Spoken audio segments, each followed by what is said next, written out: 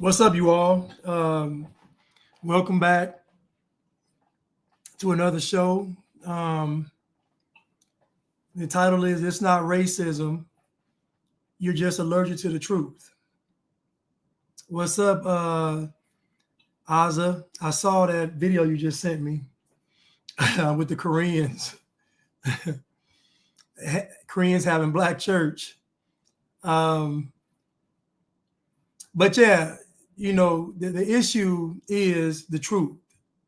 And the Bible says that the truth shall set you free. So there's power in the truth, which is why the devil wants you to live a lie. The devil is the father of lies because the truth is not in him. So even if Satan tells you the truth, he's telling it to you to deceive you. That's like when he told Eve, you will not surely die. What he's saying is you're not going to die right now. But you're going to die, just not right now. Anyway, so the truth is what we have to submit to and commit to. And so the problem in the community is that Black culture is allergic to the truth. Much of what Black culture is a lot of fairy tale, fantasy, and magical thinking. The vast majority of Black culture is not based in reality. It's just not. It's based in folklore. It's based in stories passed down. It's based in utter nonsense and foolishness. But I want to show you where Black culture started. I think I want to go to Exodus, I think it's 14. Yeah, where Black culture started. Now, we already know that the Israelites, children of Israel, they ran Moses off the first time. Remember? We talked about how they ran Moses off. They said it's going to tell on Moses. So we saw the first glimpse of Black culture was when Moses came to his people and tried to hold them accountable. And they said, we're going to tell on you. So that was the first. So, now we have no snitching, but the spirit of no snitching is still snitching because you're going to say it in a song. You're going to tell somebody, like you still going to telling yourself. You're not going to tell the police. And then, but if it gets too cold in the room and they have a Whopper or a Big Mac sitting there, you're going to tell. And don't let it be 10-piece all flats. You're going to tell the whole hood. If they bring you in a drink, lemonade, sweet tea mix with a 10-piece all flats, fries, extra ranch, you're gonna tell on the whole hood. So again, Black culture started back in Egypt, and it started with. Let me try to find that verse.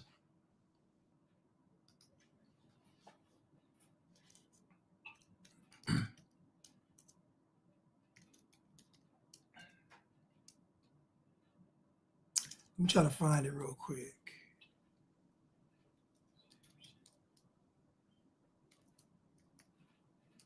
Let me try to find it.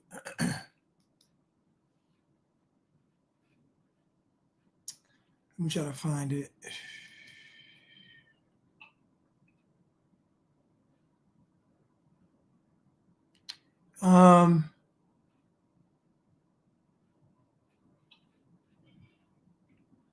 Let me go back.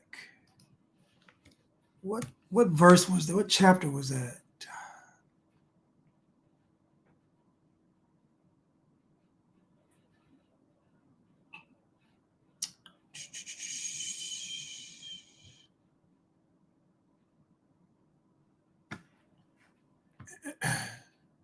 What chapter was that?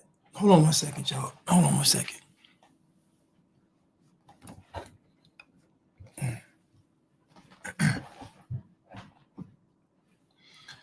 Okay, I don't think it might have been Exodus. That's why.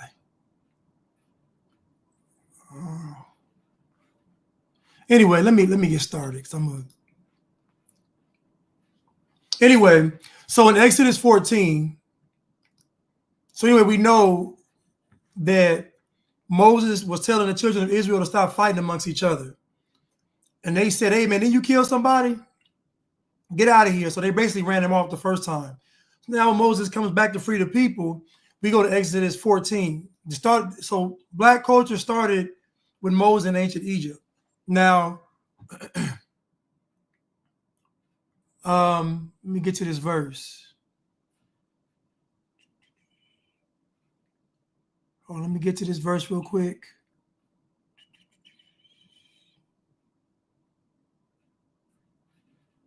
Here we go. Exodus 14, verse 11. And they said unto Moses, because there were no graves in Egypt, hast thou taken us away to die in the wilderness? Wherefore hast thou dealt us thus with us, to carry us forth out of Egypt? Is not this word that we did tell thee in Egypt, saying, let us alone, that we may serve the Egyptians? For it had been better for us to serve the Egyptians than that we should die in the wilderness. And Moses said unto the people, fear ye not, stand still, and see the salvation of the Lord, which he will shew to you today. For the Egyptians whom ye have seen today, ye shall see them again no more forever. For the Lord shall fight for you, and ye shall hold your peace. So that was the beginning of black culture. Right there, the Egyptians said, we told you we didn't want to come out here to the wilderness. We told you we wanted to serve the Egyptians. It's what they said. We didn't want to come out here because coming out here means you got to trust God. Being in Egypt means you can put your faith in Pharaoh. Being in the wilderness, you got to put your faith in God. So they were telling Moses, we don't want to put our faith in God. We want to just go ahead and work for Pharaoh. It's easier. This is where black culture started. And now we fast forward today, and you have the masses of black people refusing to leave black culture because black culture is Egypt. Black culture is a modern day Babylon, and it's going to spread all over the world. The entire world is going to be black.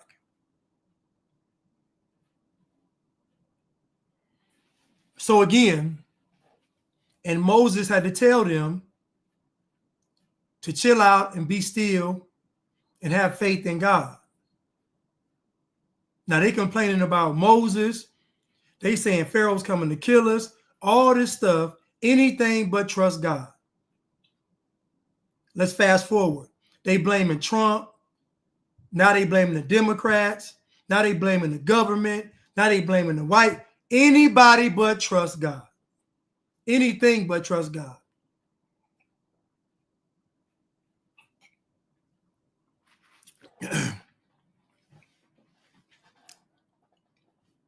Anything but trust God. So it's not racism. It's just you're allergic to the truth. And you have an allergic reaction to the truth because you reject God. That's why. If the truth offends you, it's because God offends you. If the truth offends you, it is because God offends you. This is why so many of you all lined up for that snake bite. This is why so many of you all are still wearing a mask. This is why so many of you all fall for propaganda, because all of those things represent Pharaoh and Egypt. They represent Pharaoh and Egypt. Do you understand that the children of Israel in a, how can I make this in a story within the story? You represent, you on these social media sites on Instagram and YouTube and Twitter, you all represent Moses.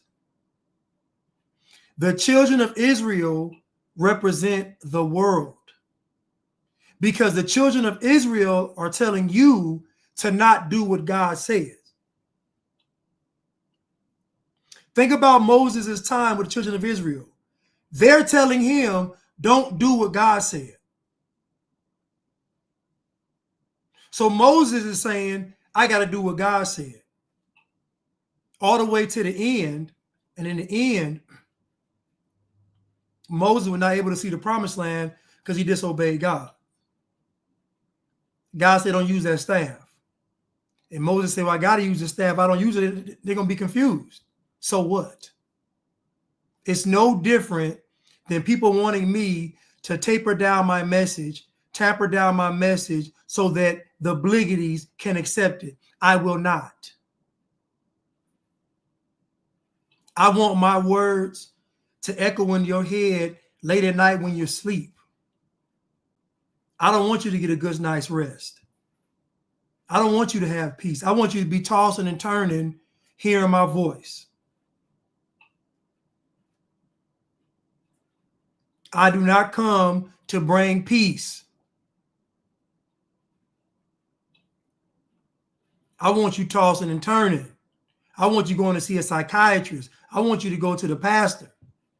I want you to go on a pilgrimage. But I don't want to give you peace. Because Moses thought, if I acquiesce to the people, everything's going to be all right.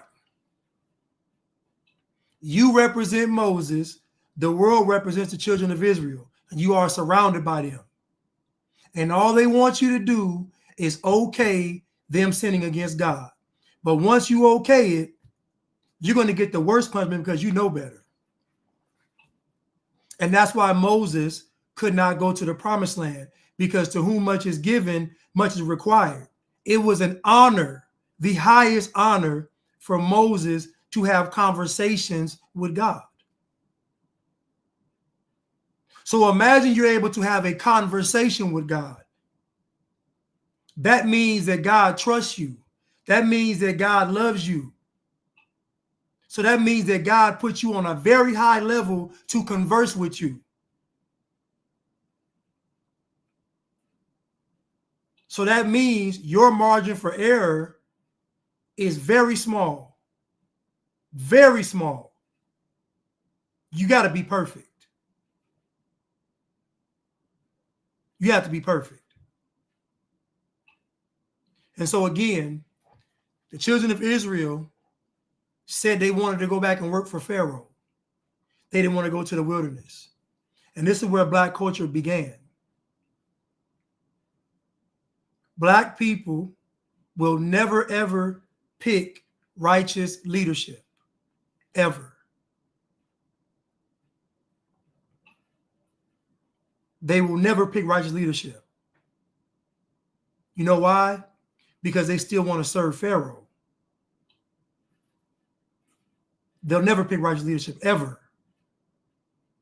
If you don't believe me, just look at who Black people endorse and vote for. Tell me who's righteous. Who is righteous that Black people endorse en masse and vote for en masse? Nobody. Not one single person.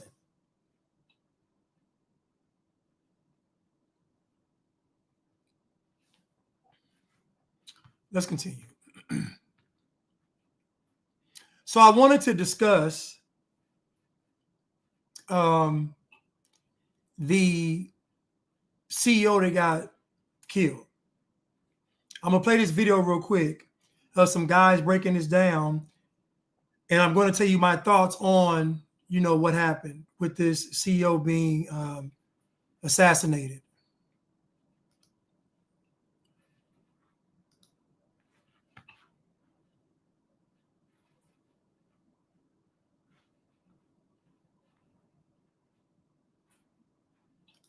Let me say what's up to y'all real quick. I'm sorry. What's up, Kenya? What's up, Zoom 7K? What's up, Mika? What's up, JV Chanel? What's up, Nikki? What's up, Paul? What's up, Shelly? What's up, Realtor? What's up, American Man? What's up, Tierra? What's up, Neat? What's up, Baby for Life? What's up, Candy Denise? What's up, Lynn Bell? What's up, Malak? What's up? What's up? I guess that's it. Thank y'all for tuning in tonight. I'm going to play this breakdown real quick, and then we're going to talk about this CEO. I think it's Brian Thompson getting murked on the street. Now, you know, we have to agree one thing. We have to agree that if the man was getting death threats to casually walk. So he shoots him through the calf. Yeah.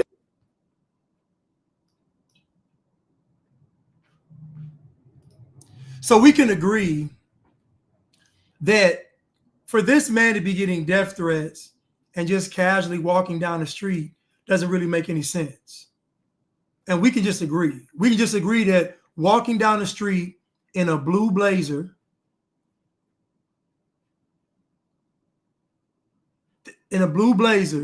so just think about it. I'll be wearing a blue blazer. Listen. You may call me a conspiracy theorist. It's okay. After 2020, nothing is ever going to not get scrutinized by me. And if I can be honest, I don't believe 99% of it, to be honest with you. We can go back to 9/11. We can go back to that. Remember that Reagan assassination? We showed that. Like we can JFK assassination. Like they've been doing this for a while. And so nothing is off limits. I don't believe anything that the mass media pushes, because I know their intent is not to inform. It's not. So this CEO, by his own wife's admission, was getting death threats, multiple. And he decides to not alter his actions, his behavior, or his schedule. It just doesn't make any sense. And the Bible says that God is not the author of confusion. So if you want to know if something is not right, just check and see if it makes sense. If it doesn't make sense, then we know it's not of God. Everything that God does, it ultimately makes sense because it's based in truth. So let's watch this breakdown real quick. So he shoots him through the calf Yeah. at 15 feet. That's not good. What kind of weapon is he using first? Yeah, back up a little bit. So the gun is a very small caliber, looks like suppressed integrally? pistol. Most of the 22 ammo is subsonic, meaning it doesn't cross the sound barrier. But what happens is the ammo doesn't have enough to cycle the weapon. So this guy's got to cycle the weapon, right? But you see it jams and he's got to hit the back of the slide. 22 is notorious for not chambering, right? Mm-hmm. So he hits the back of the slide so it goes in battery so he can take another shot. So that's one of the things you do before you take a weapon out on an op like that is you fire it a couple of times to make sure it's actually tuned up right. So you don't think this was fired before then, is what you're saying? No. No, it doesn't look like the dude it. shooting or has rounds, zero experience with this. He can't fire the weapon very. I mean, even with 22 at that range, you should be able to pop somebody in the back of the head. Now the gun is based off his shoulders, which is the biggest common mistake I see on the range. Is the gun will stay 90 degrees from the shoulder, but what you'll see is it's low to the eyes. So his first shot, when he levels the gun to shoot, watch my hand. It'll go down. And this is why his first shot shoots him somewhere in that leg. And he immediately racks that slide. Yeah. So he's either an intentional shooter, meaning he shoots a lot and he knows how to perform remedial action, or he expected that to happen. If he knew anything about the gun, he would have practiced this a couple times. Now, I don't think this guy's a pro, and I'll tell you why. If this guy was a pro, just hear me out, I would not have shot from 10 feet away. I'd have walked up, put it to the base of his skull, shot it, dropped him, walked off with one shot. Yeah, like if you're getting paid a bunch of money to assassinate somebody, and this is the CEO of the largest private insurance company on earth, right? He's definitely getting paid to kill this guy. There's no question about that, in my opinion. Then you make sure the job's done. Otherwise, you don't get paid. If I set this up, here's what I would do. I would find me someone maybe with maybe a veteran background, maybe not, just someone, a crackhead. I would hire him for this hit, right? I'd make sure he had the money, the money would be a chump change of what he wanted. I would make sure he had the drugs he needed, and I would pay him in drugs as soon as he was done. He does this act. As soon as he's done, I'd make sure he OD'd. Really? Yeah, just push the plunger in. Yeah. Two unrelated crimes, man. This is how they get away with it all the time. They pay some crackhead, and then the crackhead ODs, and no one can ever connect those.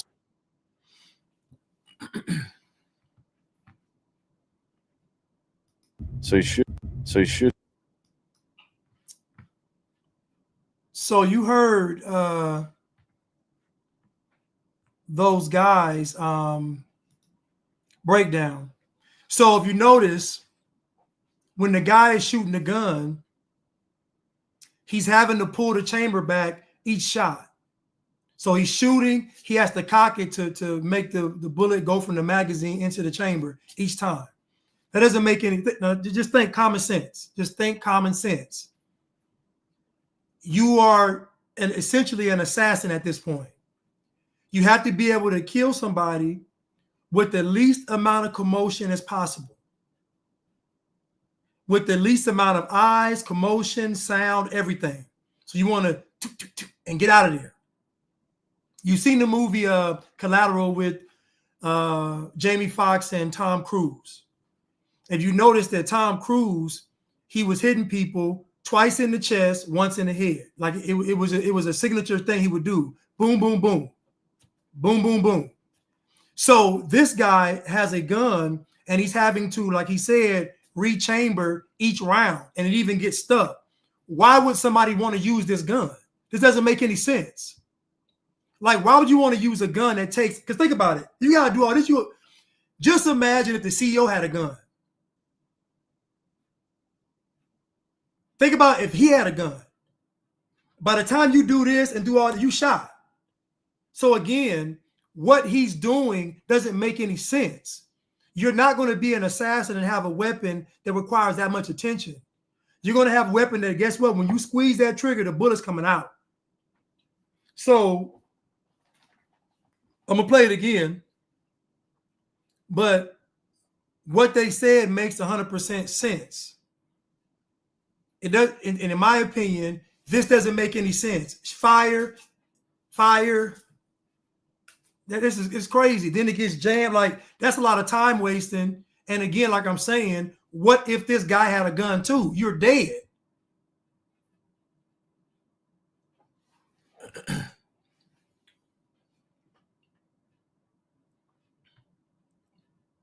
Rena said it's probably new and not broken down to clean it.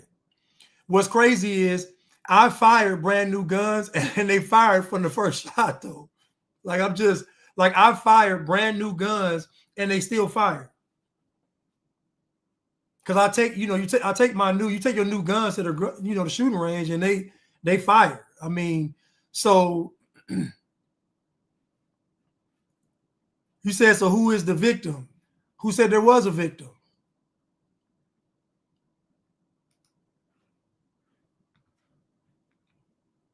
Let's continue.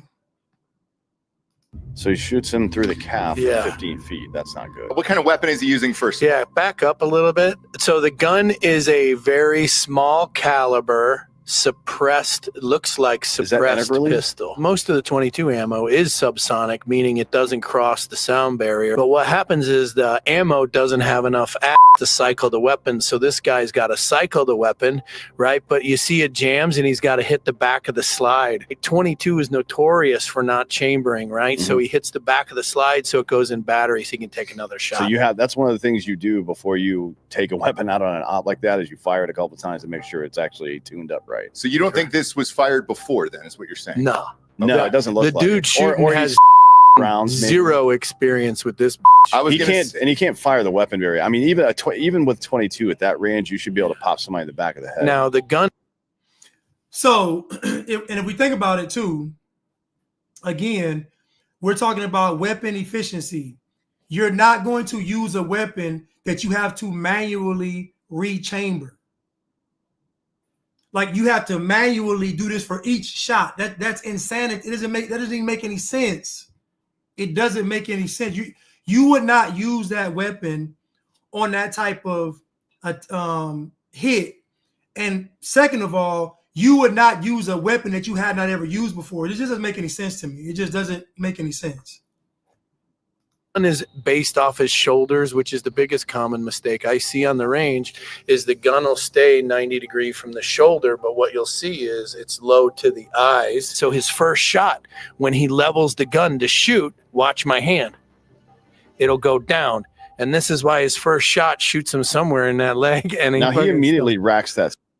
So he shot him in the calf. And again, once he shot him in the calf, you would think he would have rushed over there, but he didn't. Was the guy yelling? We don't know. Again, somebody said on my page, this is how they get killed in the movies. It's true. It's true. And again, if you go back to the movie Collateral, just go look at how Tom Cruise was killing people. It was very methodical, very routine. Even if you watch John Wick, you can watch John Wick. It's very methodical how they make kills. 1, 2, 3, boom, boom, boom. 2 to the chest, 1 in the head. Like it's just routine. You know why? Because you may have to do that multiple times. So you can't waste all this time and these bullets on one person. It may be 3 people. You got a boom, boom, boom, boom, boom, boom, boom. And I'm not an assassin. I'm just saying this looks very sloppy.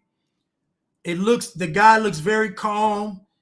I don't know. It just doesn't look legit. Slide. Yeah. So he's either an intentional shooter, meaning he shoots a lot and he knows how to perform remedial action, or he expected that to happen. If he knew anything. So this guy said either he's doing that on purpose, meaning that's how he shoots, or he expected this gun to do that. So either that's how he normally shoots, when he rechambers each round, or he expected the gun to do that. Either way, to me, if you're going to pull off a hit of this magnitude, I don't think you would use that type of weapon. I just don't. I think you use a weapon that fired relatively easily, and you be in out there in a second. Boom, boom, boom. That's it. Walk off. Thing about the gun, he would have practiced this a couple times. Now, I don't think this guy's a pro, and I'll tell you why. If this guy was a pro, just hear me out, I would not have shot from 10 feet away. I'd have walked up, put it to the base of his skull, shot it, dropped him, walked off with one shot. Yeah. Like if you're getting paid a bunch of money to assassinate somebody, and this is the CEO of the largest private insurance company on earth, right? He's definitely getting paid to kill this guy. There's no question about that, in my opinion. Then you make sure the job's done. Otherwise, you don't get paid. If I set this up, here's what I would do. I would find me someone maybe with maybe a veteran background, maybe not, just someone, a crackhead. I would hire him for this hit, right? I'd make sure he had the money, the money would be a chump change of what he wanted. I would make sure he had the drugs he needed, and I would pay him in drugs as soon as he was done. He does this act. As soon as he's done, I'd make sure he OD'd. Really? Yeah, just push the plunger in. Yeah. 2 unrelated crimes, man. This is how they get away with it all the time. They pay some crackhead, and then the crackhead ODs, and no one can ever connect those. I think these guys gave an excellent breakdown. This podcast is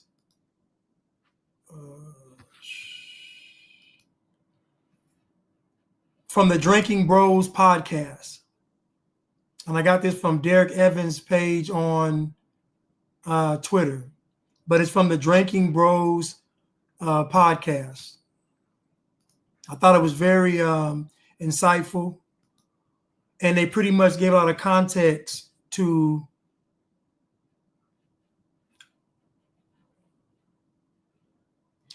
so basically, I'm going to read some of this article. But they said he went to Starbucks and then went to Central Park. So let's just go to his wife first. Paulette Thompson, the wife of slain CEO Brian Thompson, said her husband did not alter his travel plans in spite of threats. The wife of Brian Thompson, the United Health Group CEO, who was shot to death outside a Midtown Manhattan hotel, said her husband had been receiving threats prior to the attack. Thompson's wife, Paulette, told NBC News that she was informed by the New York Police Department that the attack on her husband was planned. Yes, there had been some threats. Basically, I don't know. A lack of coverage. I don't know details, Paulette Thompson told NBC News. I just know that he said there were some people that had been threatening him. Despite the threats, Paulette says her husband did not alter his travel plans. I can't really give a thoughtful response right now, she told NBC News. I just found this out, and I'm trying to console my children. So basically, if I'm being threatened, we're talking about death threats, and I have a wife and children, I'm going to make sure that they're safe. Meaning that, okay, y'all go stay with your mother, go stay, like, you see what I'm saying? Like, I'm not just going to be like, yeah, I'm getting death threats. It's cool. No. This ain't a hood scenario.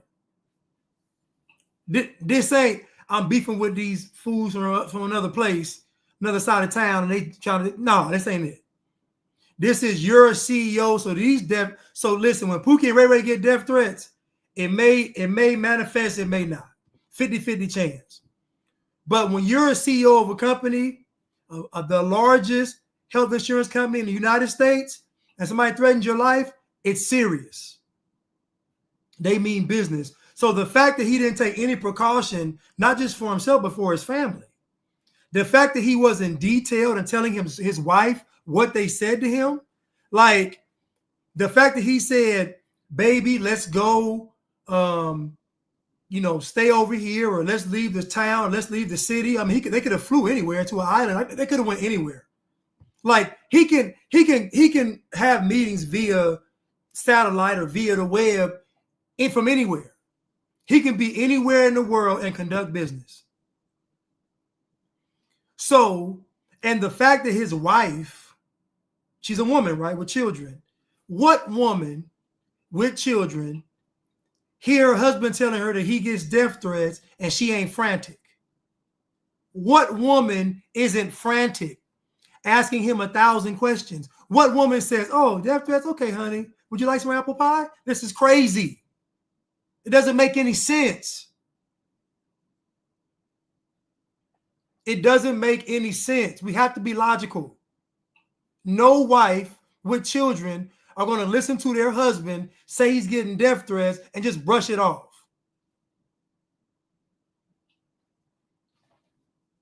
Come on.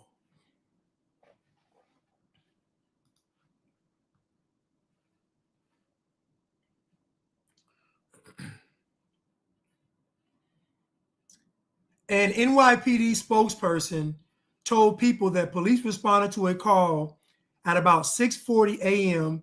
outside the 1335 6th Avenue, 1335 6th Avenue, the address of the New York Hilton Midtown. A 50-year-old man was shot in the chest, police said, and was later pronounced dead at the hospital. United Health confirmed that Thompson was the victim. Now, my question for you all is, if you're an assassin, how are you guaranteeing that this man is dead and all you did was shoot him in the calf and in the chest? How did you verify he was dead? If you were getting paid all this money to do this, you had to make sure this man was dead, wouldn't you not give him a headshot? Even the folks even the boys in the hood give a headshot. Even Pookie and them give a headshot to make sure the ops are dead. So my question is, why would this assassin assume he was dead by shots to the chest and a shot to the calf? Again, it just doesn't make any sense. And why was this guy out in front of his hotel at 6:40 a.m. doing what? What are you doing? What is he doing at 6:40 a.m.? What's even open outside? What is he doing? What is he doing walking down the street at 6:40 a.m.? What is the man even doing? Who's up? Who's outside? What's open? Did he go and get coffee? No, the hotel has coffee. What was he doing? Come on. Tierra said walking to his meeting. I think his meeting was at 8 something. I think his meeting was at 8:30 a.m.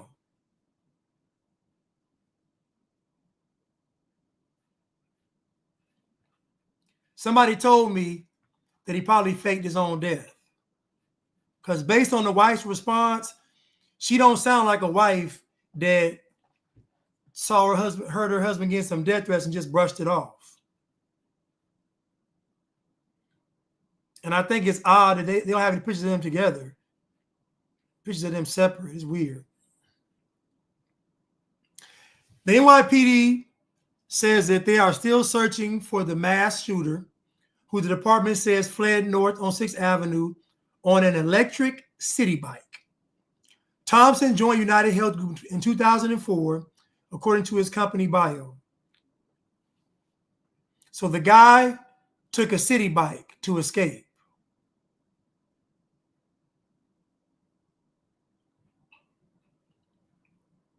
See what the wife said again. Yes, there had basically been some threats. Basically, I don't know. A lack of coverage. I don't know details. Paulette Thompson told NBC News. I just know that he said there were some people that had been threatening him. Despite the threats, Paulette says her husband did not alter his travel plans. I can't really give a thoughtful response right now. I just found this out. I'm trying to console my children. So either she don't care, either they were separated. It just doesn't. She don't like she cares. She doesn't care too much.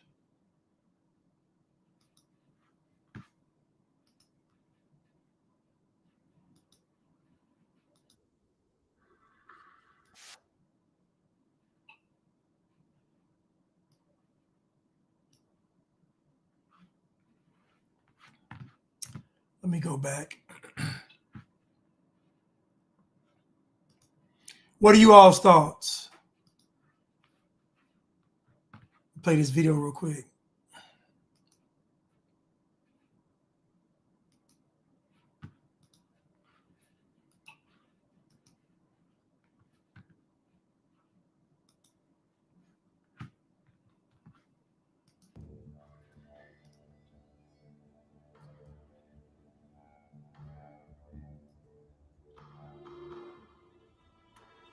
So they find 3 bullet casings, 2 to the chest, 1 to the calf. So the bullet casings. Let's go back. Let's go back. This is something out of a movie, y'all. Let's go back. This is something out of a movie. I'm gonna blow this up for you so you can see it. Let's go back. Okay, here we go.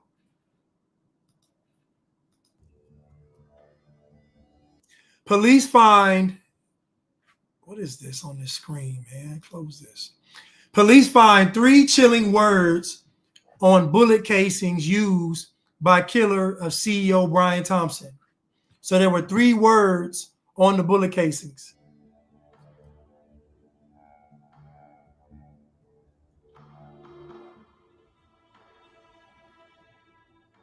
Police sources told ABC News the words on the casings were deny, defend, and dispose.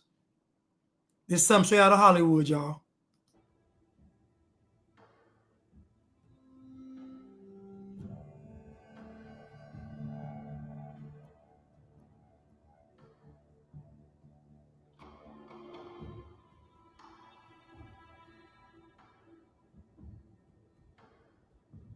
Now, what I find interesting is the media putting these words together. deny, defend, and dispose. Obviously, if the shell casings weren't numbered, then how do you know what order the words go in? How do you assume that it's deny, defend, and dispose? It could have been dispose, defend, and deny. So you see the media already gave it an order of words. That's why I say you can't trust the media. The media's already telling you it's deny, defend, and dispose, but unless the shell casings had numbers on them, you don't know the order of the wording.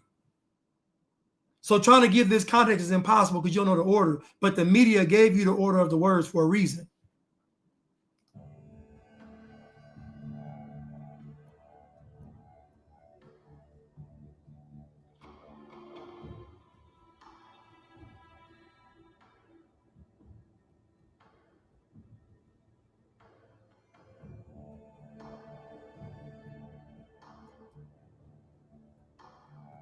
$10,000 reward. That's it? Hold up. I watch crime shows all the time. When a regular person gets murked, they getting $10,000 to $20,000, $25,000 reward. You mean to tell me the CEO of United Health is only getting 10 racks?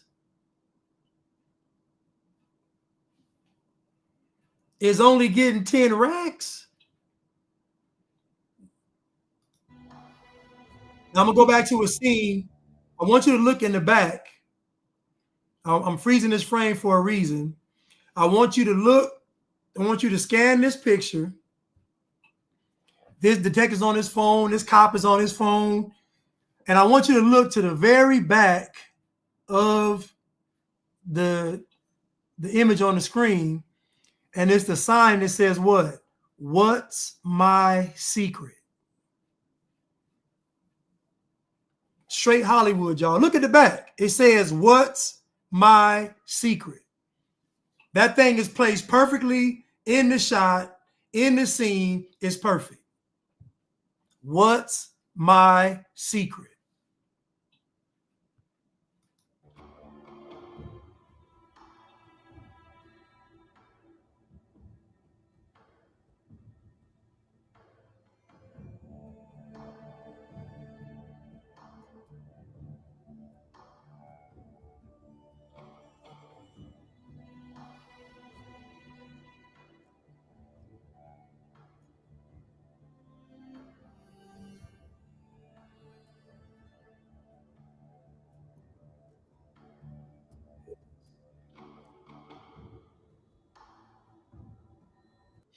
According to Tish, a masked gunman was lying in wait outside the building. Call Crime Stoppers, you all, if you got any information.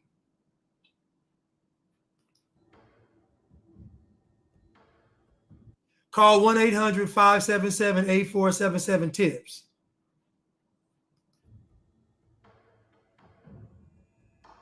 The gunman appeared to be proficient in the use of firearms per a detective. He got to be the dumbest detective on planet Earth. How is he proficient and he shot the guy in the calf?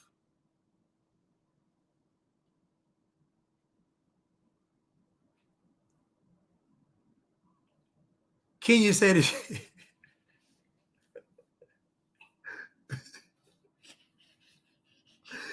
Kenya said it's Trump's fault. That is hilarious. Yo, Kenya said it's Trump's fault. You ain't lying. They're going to somehow blame Trump for this. I don't know how, some way they're going to blame Trump for this. But to say this guy is proficient and he's using a gun and he has to manually chamber a bullet and he shot the guy in the calf on the first shot, we just had the experts say that he wasn't a professional. So the fact that the detective talking about he's a professional, the detective is an idiot. Just because somebody wears a mask and has a backpack and a gun on the side of it, it doesn't make them proficient in nothing.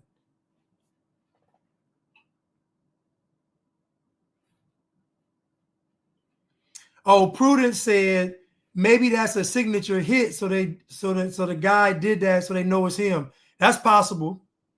That is a very, very good point, Prudence. Prudence says that maybe that's a signature hit. So the guy that did it, so they know it's him. So basically, the way he shot him lets them know that, okay, it was him that did it. I mean, that's possible. I never thought about that. That is very possible. That is a great observation. And that is very possible.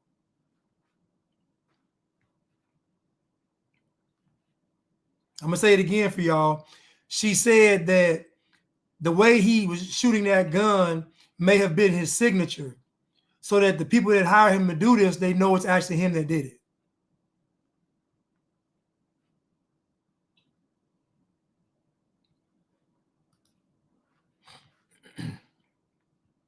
Nicodemus said the Freemasons sent him. Code of silence broken.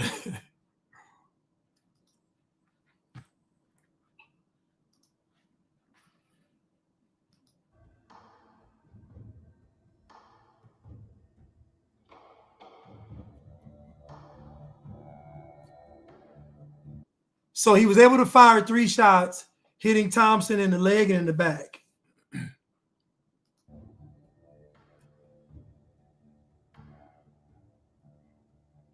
He's pronounced dead at the hospital. The partially masked suspect fled toward Central Park on an electric city bike. He remains at large. Now, before this, he went to Starbucks because he bought like an energy bar and all kind of stuff. Hold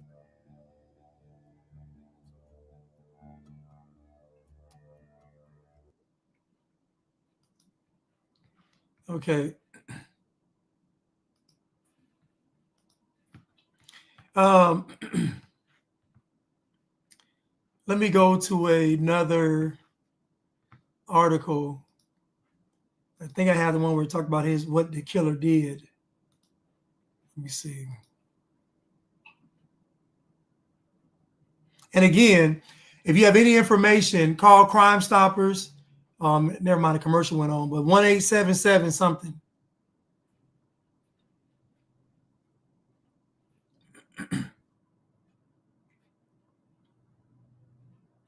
The suspect has not been identified.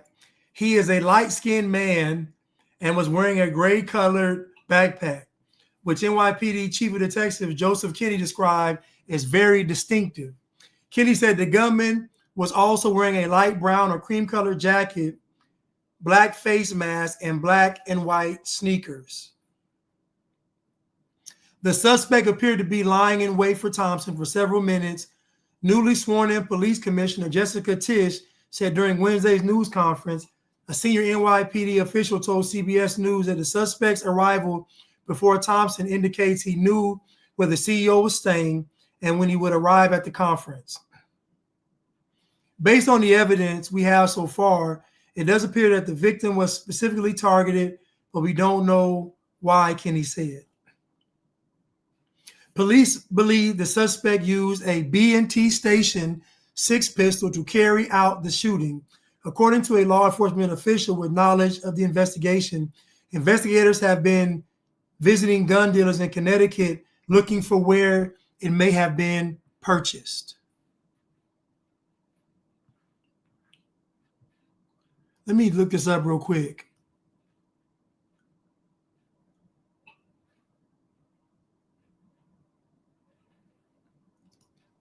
Oh, shoot. Hold on. Let me go to this one real quick. My bad, y'all. Let me play this. Let me come back. We got something good right here, y'all. We got something good. Now, they said he was light skinned on this one. He went from white to light skin. Pretty soon it's going to be a dark. Oh, no, they will never make him obligatory. Like Ken said, they're going to say he looked like Trump.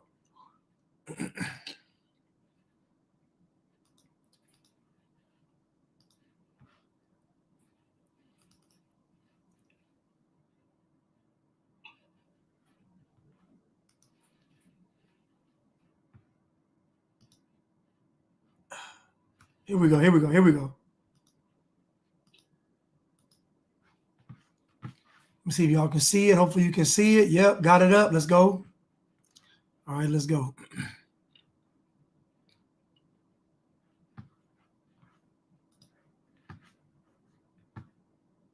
Good evening. I'm Nora O'Donnell, and thank you for joining us as the search intensifies for the gunman who shot and killed United Healthcare CEO Brian Thompson in the heart of New York City. Today, police released those new photos showing the face of the man wanted for questioning in Wednesday's killing. Investigators are now also confirming that bullet casings found at the scene had words, including deny and delay, written on them. Police are searching for the backpack seen in this photo. It's distinctive. They believe it was discarded in Central Park, possibly with the murder weapon still inside. That murder weapon, investigators say, is a B&T Station 6. That's a modern replica of a pistol used by spies during World War II with a silencer that makes it fire quietly. Okay, so a B&T Station 6.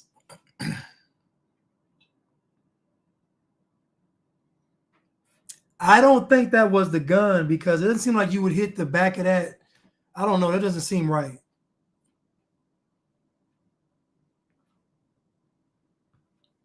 And this, let me go back.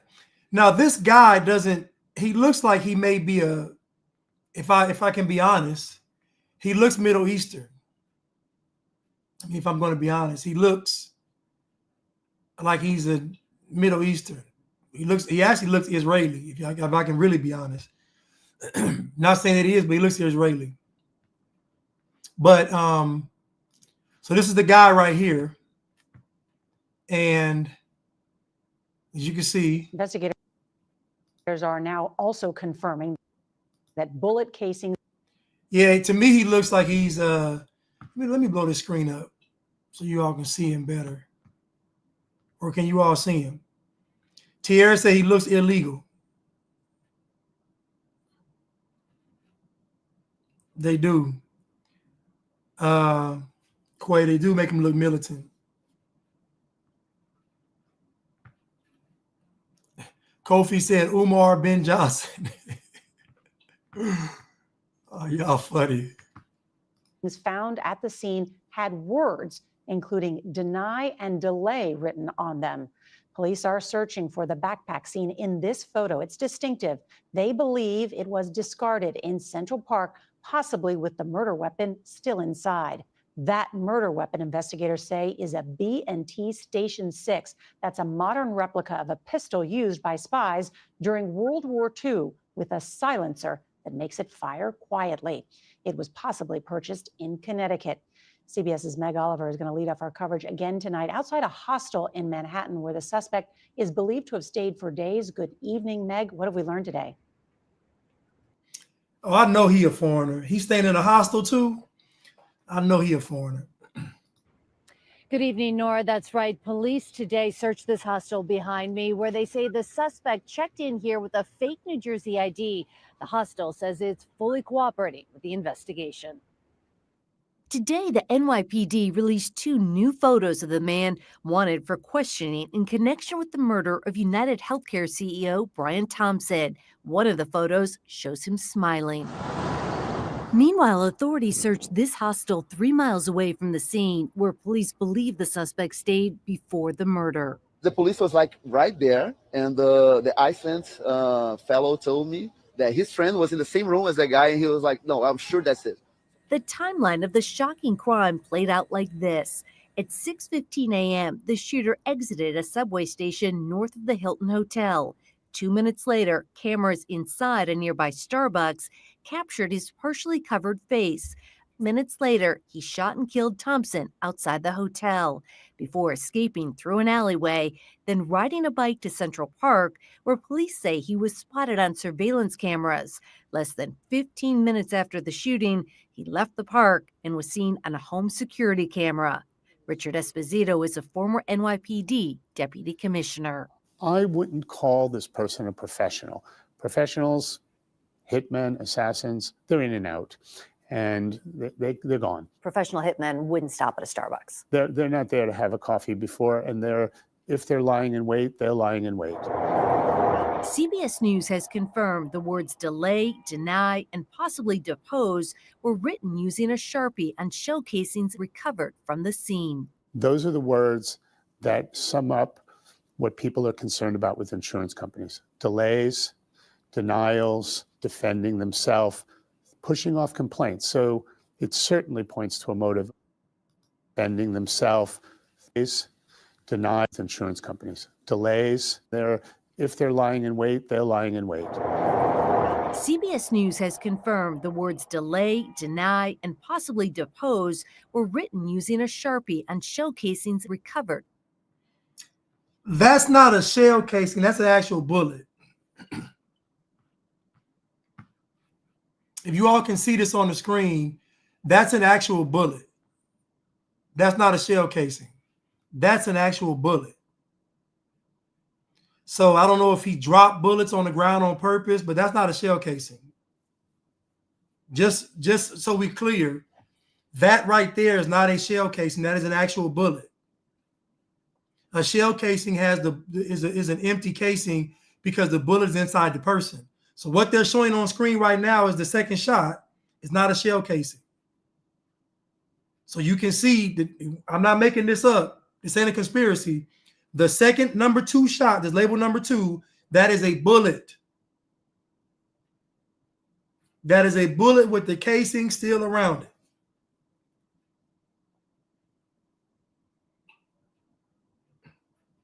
Nicodemus said it was Big Bird's cousin that shot him. So all I'm saying is we know for a fact that the second bullet did not fire into that man. So that means that at least one of the bullets in the chest, it wasn't number 2. Now they said it was 3 casings found. Well, we know number 2 wasn't fired in the man because number 2 sit on the ground right there.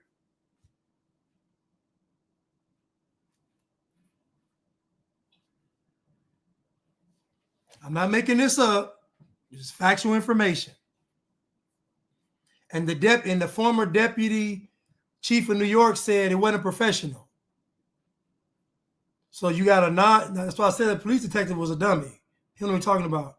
So we got a non-professional hitman that went to Starbucks, rented a city bike, wore a light gray backpack, and dropped some bullets on the ground unfired.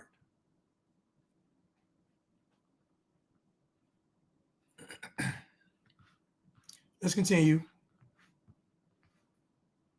From the scene. Those are the words that sum up what people are concerned about with insurance companies. Delays, denials, defending themselves, pushing off complaints. So it certainly points to a motive.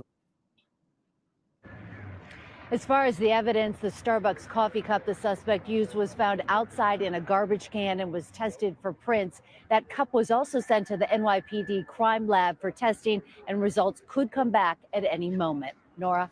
So many new clues. Meg Oliver, thank you so much. How dumb.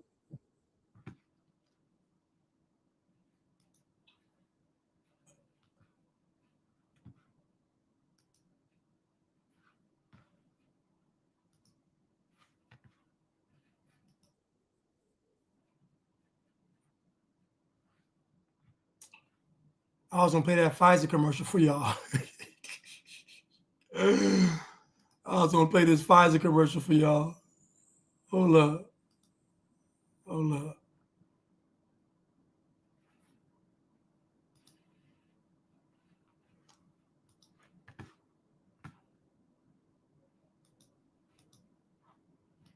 Hold up.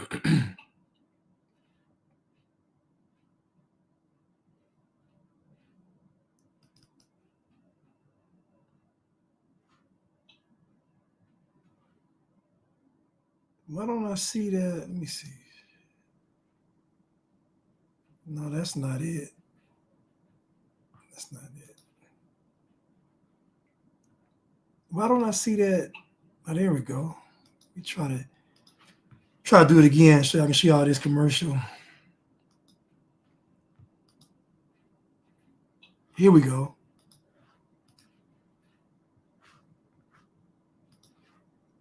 Here we go.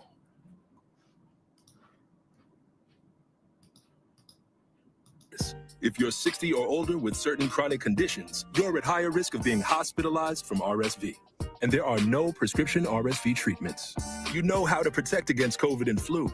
So ask your pharmacist or doctor about scheduling Pfizer's RSV vaccine too, because moments like these matter. 60 Minutes Overtime.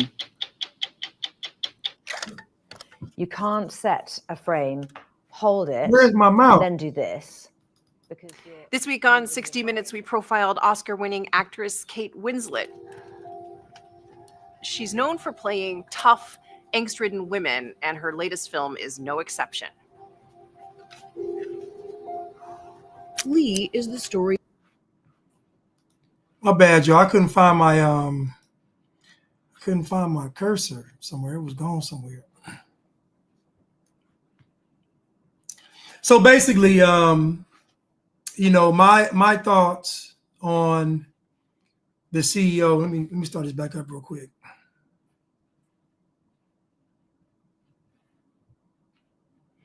So my thoughts on the CEO being murdered are that it's cap. And we know it's cap because we saw the bullet, the second bullet that they said was number 2. It was not a shell casing. It was an actual bullet. We saw it with our own eyes. We don't have to make any conspiracy theories. We saw it with our own eyes. It was intact. It was a bullet. So we know for a fact, they said he got shot 3 times. We know one of them bullets didn't go in there. Kenya said unfired. Right. An unfired round. But they showed us for a reason, though. You know, they showed us that for a reason. But anyway, let's you know, pivot.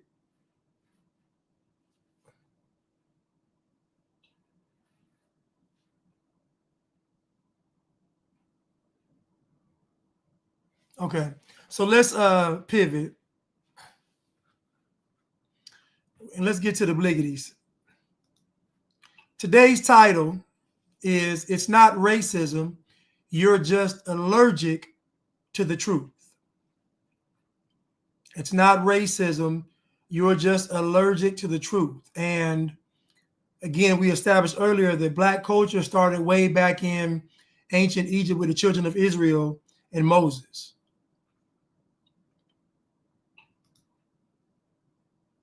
But let's continue.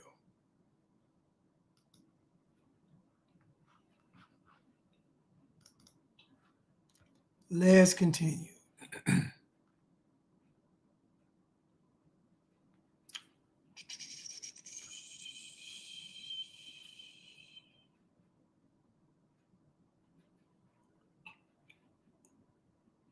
Let's continue. Here we go.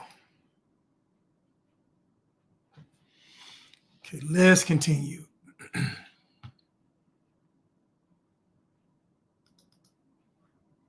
Question was, out of the entire world's population, what percentage is white? There are people who said 60, 80. Somebody even said 90. Do you know what the real answer is? It's 7%. 7%. That means Hold on, let me. So I'm sorry, y'all. Let me go back to the Brian Thompson being assassinated. So Pamela said, why fake the shooting? I forgot to mention that on Wednesday, United Health made basically 1% profit, which equals out to be $5.63 billion. So the day he was killed, the company made on that Wednesday, that random Wednesday, the company made $5.63 billion. So somebody mentioned to me yesterday, it's possible that he faked his own death. I don't know. But if I had to put 2 and 2 together, imagine you saying, I'm checking out of here, I'm leaving, and you make this money, you out. So to me, anytime we see large sums of money being made quickly or being lost quickly, we know something is in foul. It's like before 9/11 happened, the Pentagon lost $3 trillion. So we know if the United Health made $5.6 billion that day, something is going on. So in my opinion, that's part of the money it takes to make this whole scenario. He probably got some money. The police department got some money. Everybody was paid in this scenario to make this guy disappear. For what reason, I don't know. I don't know the reason, but I believe this was a setup. I don't know why, but if I had to guess, that $5.63 billion was going to pay people that was involved in this. Everybody involved. Let's continue. Was out of the entire world's population, what percentage is white? There are people who said 60, 80. Somebody even said 90. Do you know what the real answer is? It's 7%. 7%. That means they don't even have the numbers to keep up white supremacy. Why is it that it's always the light-skinned bliggities that want to be the most conscious and most revolutionary? Have y'all noticed that? Is it me? It's always the bliggities that got the most white in them trying to be the most revolutionary. Think about the nerve of these people to have a lot of white ancestry in their lineage, but being the most against white people,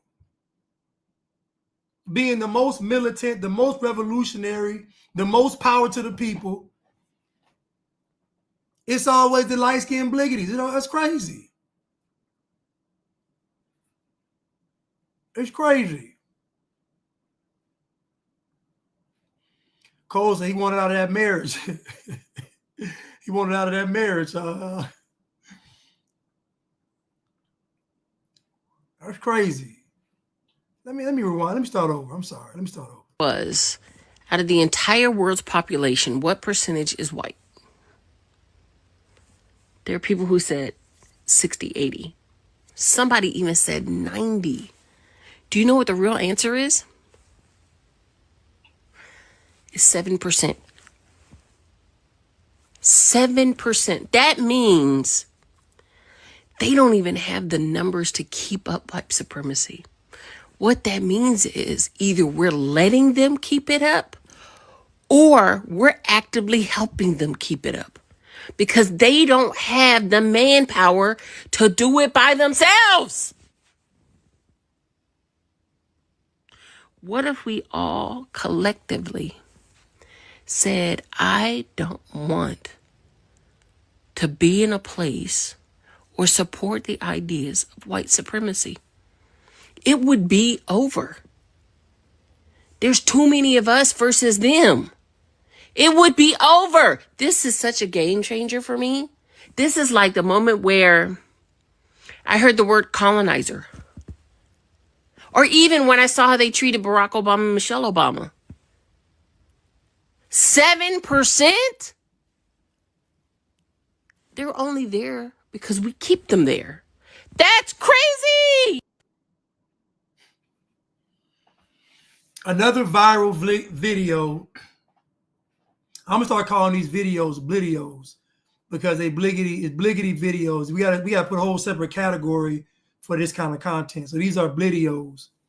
These are videos by the bliggities. But she thought she ate.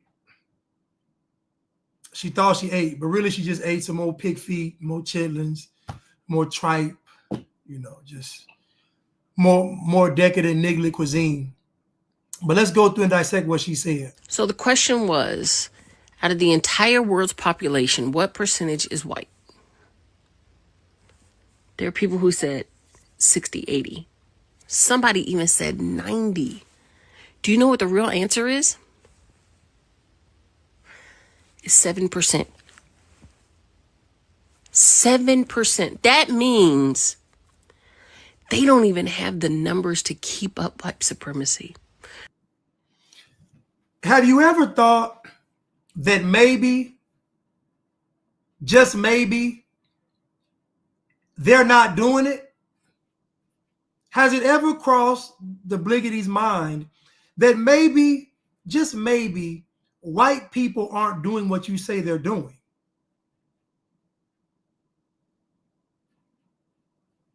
So let me play. Hold on, What that means is either we're letting them keep it up or we're actively helping them keep it up. Or you all are actually doing it. Not for one moment or second do I think at the top of this satanic and demonic food chain of wicked and evil powers that be on this earth, there ain't a bunch of Bliggities at the top. You can't make me believe anything different. I don't think it's any Jews at the top, any white folks. I don't think it's them Italian families. I don't think it's the Masons. I think it's the ancient Bliggities, the ABs, the ancient Bliggities from back in the day. Y'all do realize that the group of people that have the closest relationship to Satan are the Bliggities.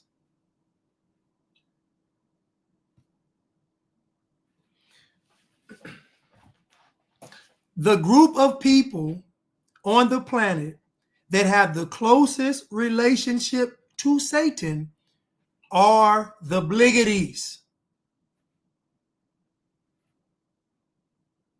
So if anybody is at the top pulling these strings, it's the Bliggities. But because black folks are so propagandized, they can't even imagine themselves being on that high of a level.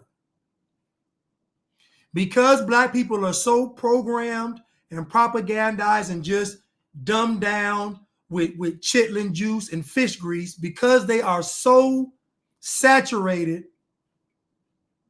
with this propaganda and programming, their little feeble minds couldn't imagine that all of this could be the doing of the Bliggities. Think about the way Satan works. Think about the level of deception that Satan uses.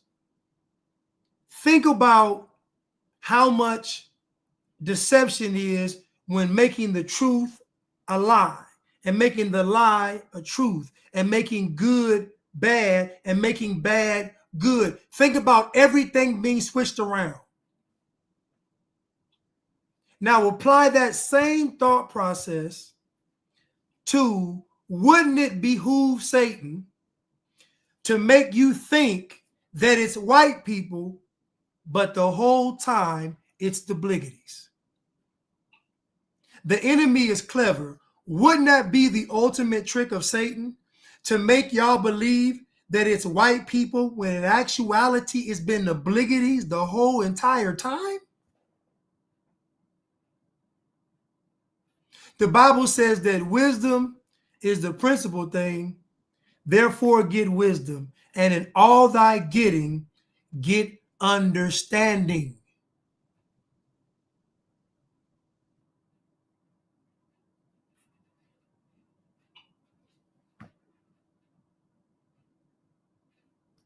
Because they don't have the manpower to do it by themselves. But who does have the manpower? The Bliggities. And the Bliggities' manpower is their influence.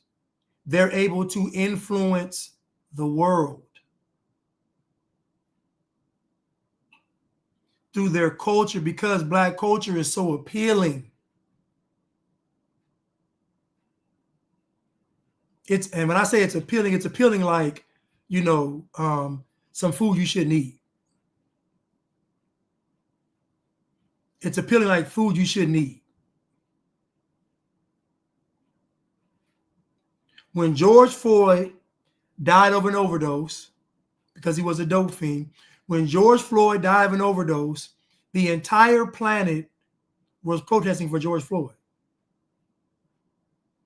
Think, just walk with me for a second. The entire world was protesting on the behalf of a dope fiend. His girlfriend testified that she did not know that he was on heroin until he had an overdose in March.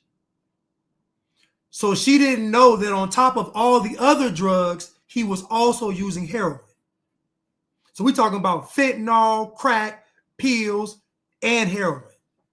And y'all want to convince me that a knee to his back is what killed him. And the man just had an overdose 6 weeks prior. One of his heart arteries was 75% clogged. But y'all don't care about that. Today's title is, "It's not racism, you're just allergic to the truth." Satan had the entire world protesting for a dope fiend. The same guy we would pass by in the car and say, he on dope. The same guy we would be like, man, I ain't got no money. Leave me alone. Like the same guy we wouldn't want to be around. The same guy that had no pull in America had the entire world worshiping him. That's what it was. It was worship. Painting murals, shirts, memorials, chanting his name. They treated George Floyd like he was a god. They treated George Floyd like he was a god and he was nothing more than a dope fiend. That's how Satan works. So if Satan can get the world to worship a dope fiend, I believe the people at the top pulling the strings, making all of these things happen, are the bliggities. What if we all collectively said, I don't want to be in a place or support the ideas of white supremacy? And what's funny is they can't even tell you what white supremacy is. White supremacy has been reduced to just being white. That's the catch to all of this. White supremacy is just being white. That's it. It's not even a real thing. You've never in your life heard a white person say they were supreme, ever. There's only one group of people that walk around this earth saying that they are gods. That is black people. I've never heard a white person say we're gods, ever. Black folks say it every day. So if anybody is at the top of this pyramid pulling these strings, you best believe it's some bliggities. It would be over. There's too many of us versus them. It would be over. This is such a game changer for me. This is like the moment where I heard the word colonizer. Or even when I saw how they treated Barack Obama and Michelle Obama. How they treated Barack Obama and Michelle Obama? You mean immortalize them? You mean worship them? They're still relevant, young lady. Barack Obama and Big Mike are still relevant. They still have power. Barry Soetoro and Big Mike are still relevant. They still have power. Still. They're still loved by America. Still. How they treated them, they immortalized them. And I guarantee one of her parents is white. And I guarantee it's probably her mother. 7%? They're only there because we keep them there. That's crazy. We keep them there. You can't keep yourself.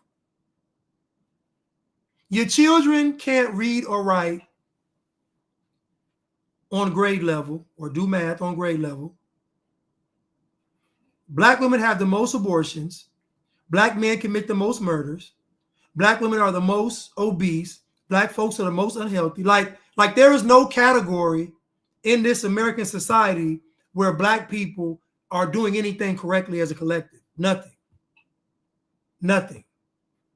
It's all bad. And again, everything I just listed off is self-inflicted. See, the key about Satan is Satan to make you believe that going left is going right. So what Black folks done is Black folks have self-inflicted these wounds on themselves, but they point a finger at white people. Black folks are literally doing this with a knife and pointing at white people.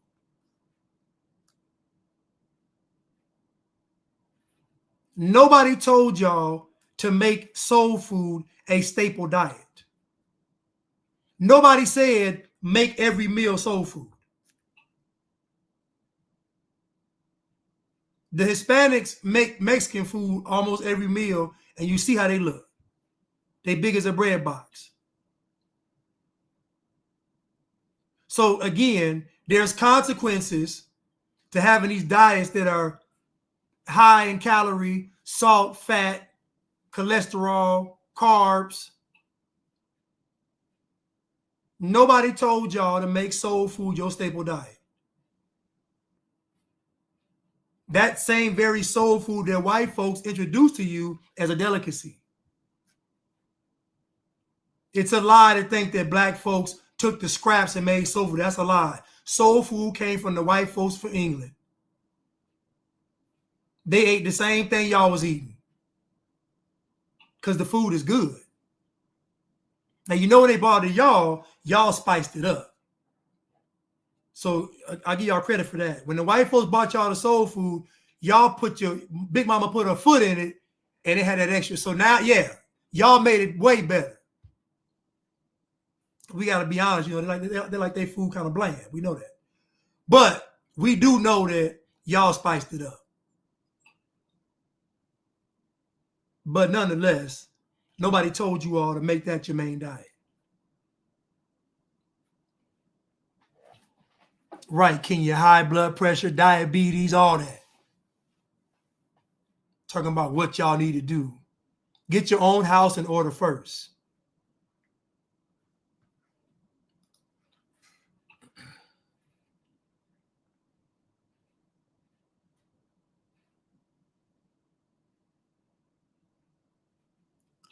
What is owner in here say?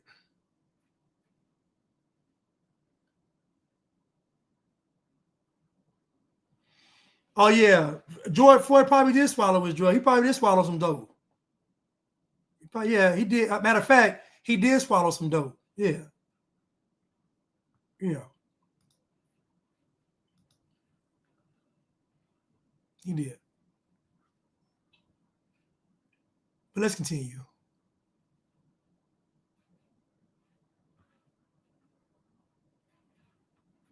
Let's continue.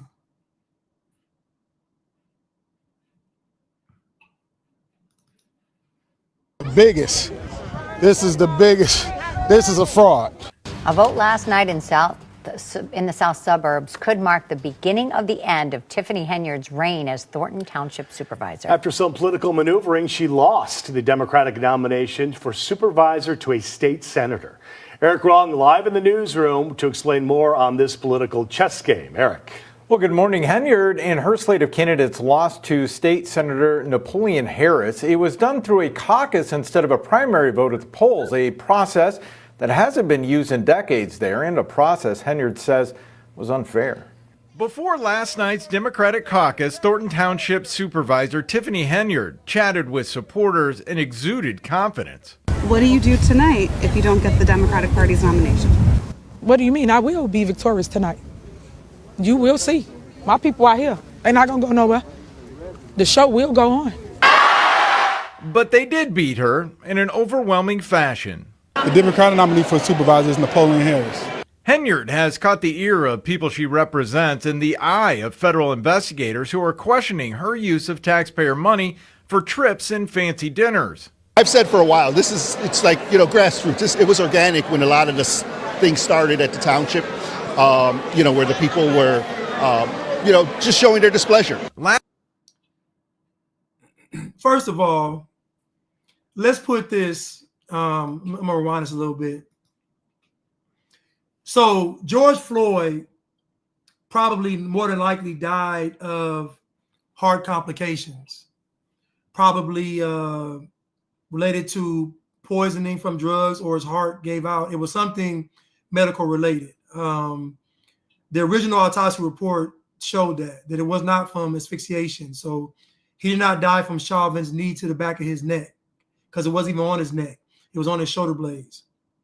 And again, a knee to the back of the neck does not stop you from breathing, because your vertebrae is right there. It's bone right there. Your windpipe and esophagus is in the front. Now, if George Floyd had been on his back and Chauvin had his knee to his throat, then yes, it could be possible, but not to the back of the neck. Even if it was the back of his neck, that won't stop you from breathing. This is just common, basic anatomy. It's not rocket science. If I put my knee on your back of your neck, you're still going to be able to breathe. How do we know he was breathing? Because he was talking the whole time and yelling. So clearly he could breathe. You can't not breathe and talk. So nobody wants to just admit the fact that he was a dope fiend, that's all. And you got tricked. So if you're confused about George Floyd, you got tricked by Satan, that's all. Satan tricked you again. If Satan wants you to sin, he's always going to use your skin.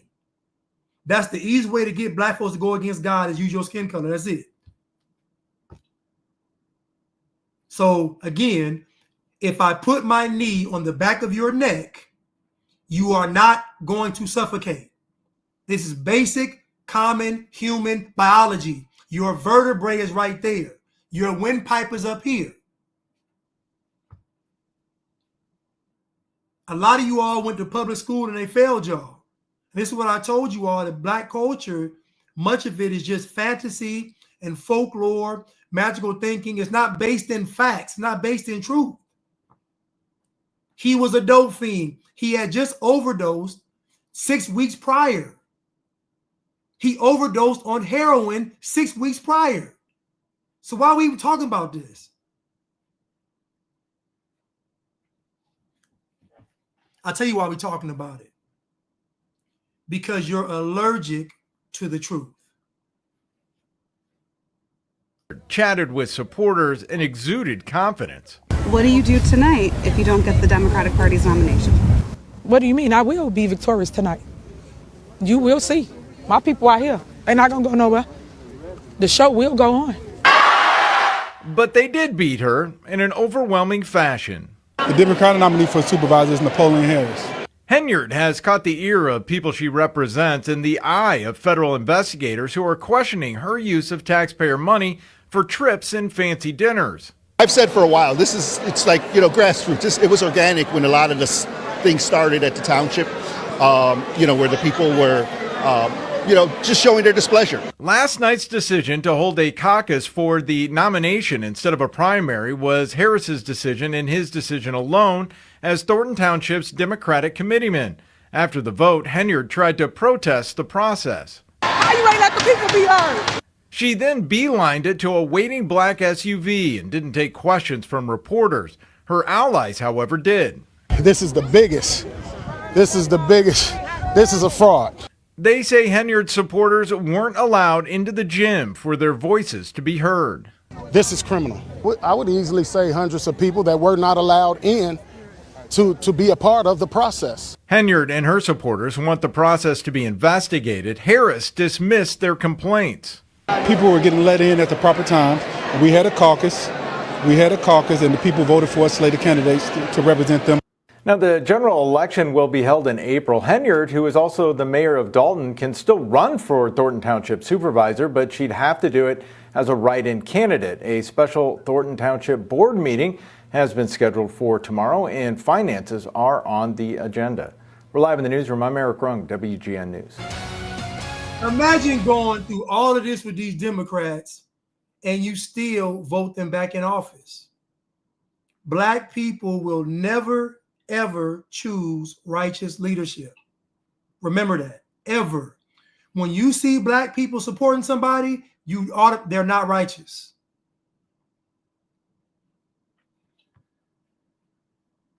After going through all of this, black folks are still saying we got to vote Democrat.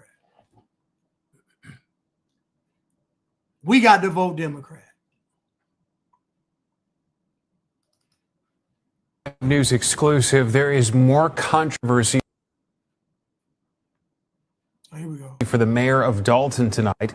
Apparently, when she caught workers removing banners with her picture on them, she called police. But the company that created those banners told our Regina Waldrop they just want the $19,000 they say they're owed. They were shiny new additions to Sibley Boulevard. Welcome banners with Dalton Mayor Tiffany Henyard's picture, her self-titled super mayor underneath. But a few weeks ago, this happened. Yeah, they basically taking down my signs. Workers with Liberty flag and banner were removing Henyard's signs. Hired to do so, we are told by a majority of trustees. Henyard wasn't happy. This is body cam footage from an officer called to the scene that day. Who gave y'all the order to take a sign down? How y'all getting paid? Oh, okay. They're our signs, but they're my signs, so why are you taking them down? So how many have they already taken down? They took all of them. Press charges on Keith, just so you know, you might have to write a report for me. Press charges on him, and they just in the middle of it, but if I got to press charges on them too, because they taking government property down. I didn't give that order. I didn't even know. Soon, Ronnie Bird Sr., the temporary police chief, shows up. Yes. He gave you all of them? Workers give the banners to Henyard's team, and the matter is cleared up, but not really. No, we have not received any payment for the banners or the brackets. How much is still owed? The total is $19,899.60 with the freight. North Carolina-based Mosca Design tells NBC5 the village owes them for the banners and holiday decorations. It's very frustrating.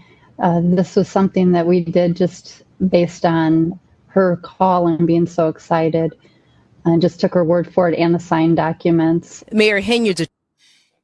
Now, again, you liberals are never going to learn. You doing this for these bliggity is not righteous. It's not righteous. Taking this woman at her word because she's a queen and she's saying that she's a black woman about to be mayor, and you're crazy. Can you all imagine if every city in America has a black mayor? I want y'all to imagine America ran by black folks.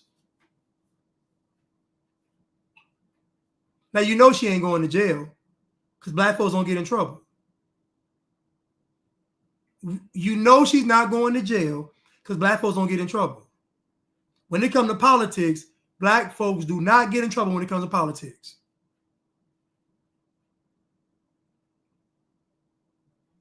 This woman did she did over $20,000 worth of product and work for Tiffany Henyard on what fact? She was black.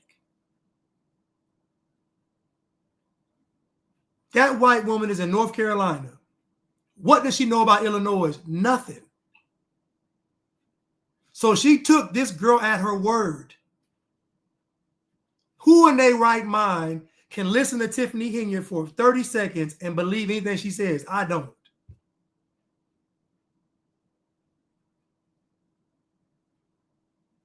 The longer the weave, the less I believe.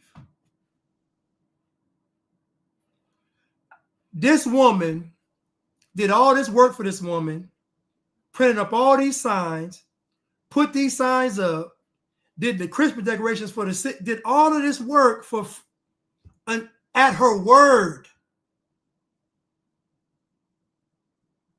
She took this woman's word, and just like a niglet, she said, I ain't paying.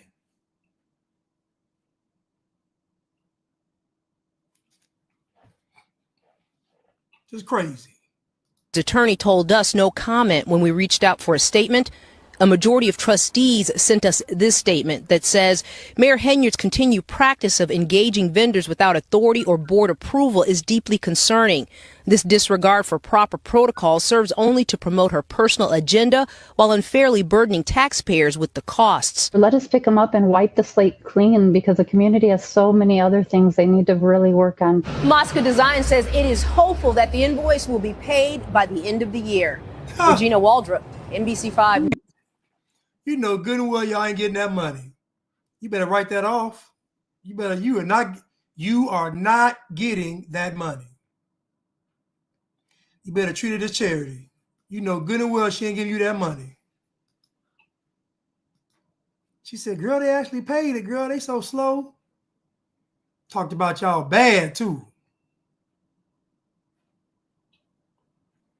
I had another video.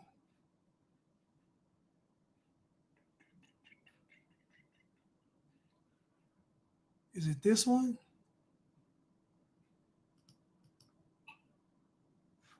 Is it this one?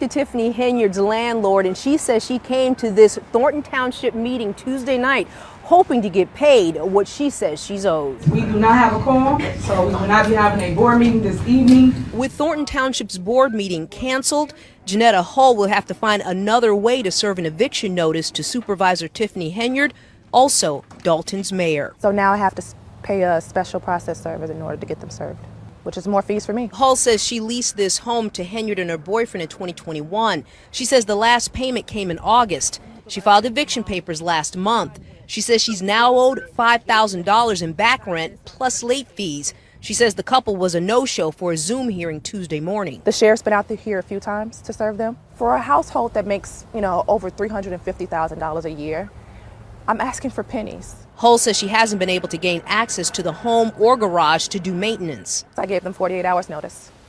And then I also texted them about 15 minutes before I got here.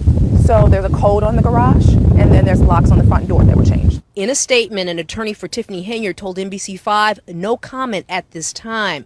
Hull says she regrets renting to the couple. I don't think the money is worth it. The cash up front is not worth it. I would have rather rented to someone who, is an honest person and goes to work every day and works hard. This matter heads back to court next Tuesday at the Markham Courthouse. So on top of that, she ain't paying the rent. So again, black people voted for her. In my mind, like just think about how morally corrupt black folks have to be to come together and vote for her. Like her being morally corrupt is one thing, but for the groups of people to say we want her to lead us is insanity. It's insanity. Could you imagine America being ran by black people?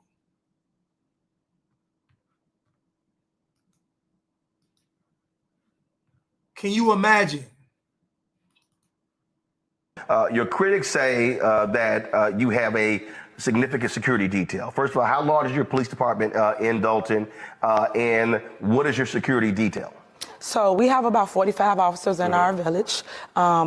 My security is warranted due to the fact of threats and things of that nature. But what people are not stating is it's in our CBA. That's our collective bargaining agreement. That's our union contract. So it comes with the seat.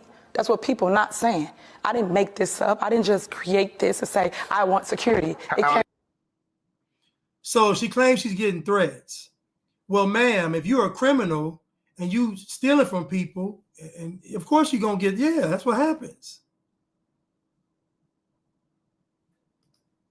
The longer the weave, the less I believe. To the fact of threats and things of that nature. But what people are not stating is it's in our CBA. That's our collective bargaining agreement. That's our union. So notice he asked her, the police department is 45 police officers. So the question was, how many officers are your personal security out of the 45? Because they still got to tend to the village. So how many of the 45 are dealing with you? Contract. So it come with the seat. That's what people are not saying.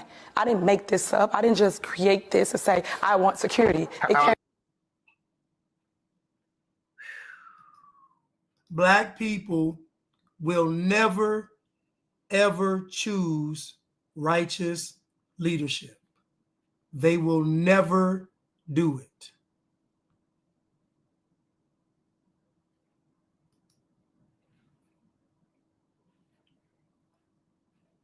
It come with the seat. It come with the seat. So your critics say that you have a significant security detail. First of all, how large is your police department in Dalton, and what is your security detail? So we have about 45 officers in our village. My security is warranted due to the fact of threats and things of that nature. But what people are not stating is it's in our CBA. That's our collective bargaining agreement. That's our union contract. So it come with the seat. That's what people are not saying. I didn't make this up. I didn't just create this and say, I want security. I'm telling you all now, this empowering of blackness is going to end very bad. It's going to end bad. Yeah, she had two positions. She was the mayor and she was the village supervisor. She was getting she was 50-some thousand for the supervisor job, or no, I think 50-some thousand for the mayor job, and then 200-some thousand for the supervisor job, or whichever one. But it ended up being like over $250,000 a year, what she was making, on top of money going to her nonprofit. Like she had the city funds going to the nonprofit, so she was making. She probably made well over a couple of millions of dollars as mayor, guaranteed. She's running all kind of scams. She was getting paid from the nonprofit, as a supervisor, as a mayor, and all kind of stuff she was doing. So trust me, she made a lot of money and staying rent free. It's a cold game. Making Conservatism Look Cool podcast, with my circle getting smaller every day, because of my political views. It's very refreshing to seeing someone motivated to bring the unfiltered truth night in, night out. Appreciate it. Thank you so much, man. Appreciate it. Kofi 19, I concur. Listen, man, there are few people that I can go to and just get the content I need. Like if I got a thought in my head, I know Kofi got something. He either gonna make it, he gonna create something, or he gonna find something. But Kofi is gonna have something. Kofi is the thesaurus for if you want some content on these bliggities, boy, he is it. Thank you, Kofi, for the super. Thank you so much. Cruise Missile, thank you so much. Always supporting. Thank you so much. Lecter Honey, thank you so much. You may be new to the channel, but thank you so much, Lecter. I really appreciate it. P. Dot, what's up? Thank you so much. Listen, y'all. Hope y'all enjoyed the show tonight. I'll be back on Saturday. Listen, I love y'all. I hope y'all have a great night, and I will see you all on Saturday. Thank you. Oh, did I have? Yeah. All right. Love y'all.